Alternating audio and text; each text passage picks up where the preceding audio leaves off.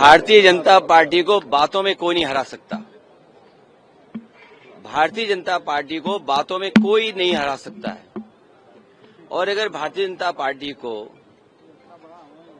खतरा नहीं दिख रहा है, जो पाकिस्तान के पीछे है वो अगर नहीं दिखाई दे रहा है और सरकार में रहते हुए नहीं दिख रहा है, तो कौन उन्हें दिखाए?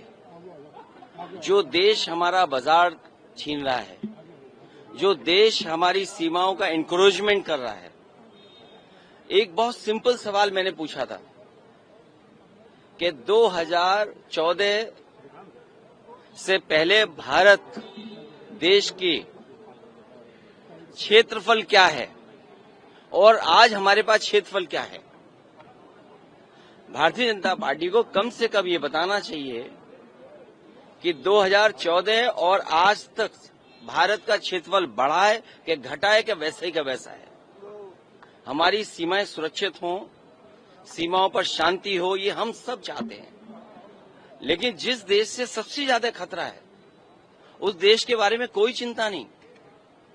कभी कभी राजनीति, उद्योग और कारोबार अगर इनका गठजोड़ हो जाए तो कहीं न कहीं खतरा पैदा होगा। और जहां आत्मनिर्भर की बात थी कि हमारा देश आत्मनिर्भर हो, मैन्युफैक्चरिंग सेक्टर बढ़े, वहीं हम ट्रेडर कंट्री बन गए हों। आज सबसे ज्यादा ट्रेड डेफिसिट किसके साथ है? और अगर ट्रेड डेफिसिट जिस देश के साथ है जो समय समय पर अमीर के लिए तो आने दे रहा है चीजें, लेकिन अगर हमारे गरीब और किसान के लिए खाद चाहिए उसको नहीं आने दे रहा है, इस सवाल का जवाब कौन देगा? अगर ये बात टेररिस्ट मारे गए हैं तो फिर एक बार इंटेलिजेंस फेल्यूर हुआ है।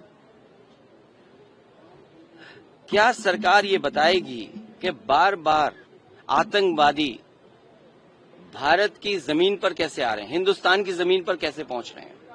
इसका जवाब कौन देगा कि बार बार टेररिस्ट हमारी जमीन पर आ जा रहे हैं? इसकी जिम्मेदारी कौन लेगा? इंटेलिजेंस फेलियर हुआ, फेलियर किसकी वजह से हुआ? क्या किसी ने जिम्मेदारी ली?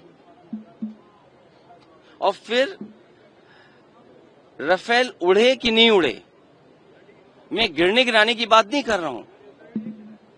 राफेल सबसे मॉडर्न, सबसे लेटेस्ट जो प्रोक्योर हुए हैं भारत सरकार की तरफ से, कम से कम सरकार बताती कि हाँ उड़े थे।